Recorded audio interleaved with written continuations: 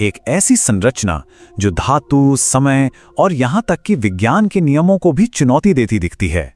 आज हम दिल्ली के मशहूर लौह स्तंभ के पीछे के राज से पर्दा उठाने वाले हैं। एक ऐसा अजूबा जो 1600 सालों से खुले आसमान के नीचे खड़ा है और फिर भी इसमें जंग नहीं लगी है। ये देखिए, दिल्ली के कुतुब कॉम्प्लेक्स में आज भी ये स्तंभ पूरी शान से खड़ा है। ये हर मौसम की मार झेलता है, चाहे वो चिलचिलाती धूप हो, मूसलाधार बारिश या फिर आज के जमाने का प्रदूषण। पर असल में ये सिर्फ एक ऐतिहासिक स्मारक नहीं है, बल्कि एक जीती जागती वैज्ञानिक पहेली है जो बड़े बड़े एक्सपर्ट्स को आज भी हैरान कर देती है। जी हां, सही सुना आपने, 1600 साल। जरा सोचिए, इसे उस जमाने में बनाया गया था जब दुनिया के कई बड़े बड़े साम्राज्य तो अभी बस आकार ही ले रहे थे, और उस दौर में यहां भारत में मेटलर्जी यानी धातु विज्ञान इतने एडवांस लेवल पर था। और इसका वजन पूरे 6 टन यानी लगभग एक बड़े हाथी के बराबर, और ये बना है 98% से भी ज्यादा शुद्ध पिटवां लोहे से। उस जमाने में इतनी शुद्धता हासिल करना अपने आप में एक बहुत बड़ी असाधारण बात थी। तो घूम फिरकर सबसे बड़ा सवाल यही उठता है, आखिर प्राचीन भारत के उन कारीगरों ने ऐसा क्या जादू किया कि ये स्तंभ आज भी लगभग जंग मुक्त है। चलिए इस रहस्य को परत दर परत खोलते हैं।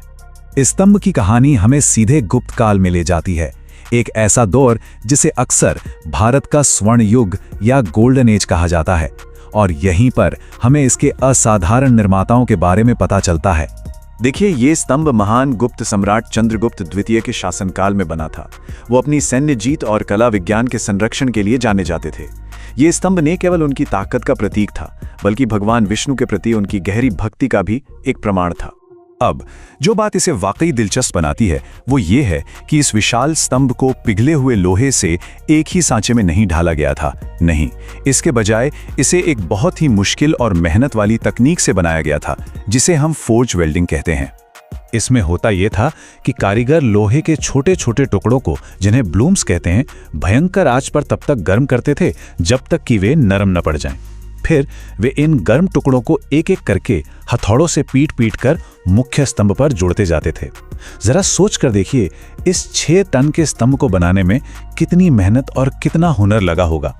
और ये तस्वीर देखिए, ये उनके काम करने के तरीके का एक सबूत है। स्तंभ पर आज भी ये निशान साफ साफ देखे जा सकते हैं, जहां शायद क्लैंप लगाए गए होंगे ताकि इस भारी भरकम चीज को बनाने के दौरान घुमाया और संभाला जा सके।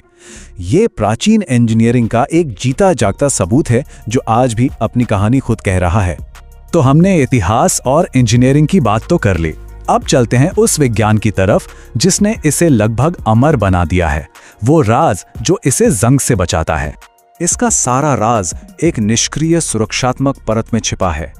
इसे आप एक अदृश्य ढाल की तरह समझ सकते हैं, जो धातु की सतह पर अपने आप बन जाती है और उसे जंग लगने से रोकती है। लेकिन सवाल यह है कि आखिर ये ढाल बनी कैसे? और यहीं पर प्राचीन और आज के लोहे के बीच का फर्क बहुत जरूरी हो जाता है। देखिए, आज जब स्टील बनता है तो लोहे से अशुद्धियों को हटाने के लिए चूने का इस्तेमाल होता है, जिससे फास्फोरस भी निकल जाता है। लेकिन कमाल की बात यह है कि गुप्त काल के कारीगर चूने का इस्तेमाल नहीं करते थे। तो असली सीक्रेट रेसिपी ये है, लोहे में मौजूद हाई फास्फोरस ही इसका गुप्त हथियार है। जब दिल्ली का मौसम, जहां नमी और सूखेपन का चक्र चलता रहता है, इस फास्फोरस के संपर्क में आता है तो एक केमिकल रिएक्शन होता है, और इसी से स्तंभ की सतह पर मिसा व्हाइट नाम की एक बहुत पतली, क्रिस्टल जैसी और बेहद मजबूत परत बन जाती है। यही वो ढाल है जो इसे जंग से बचाती है।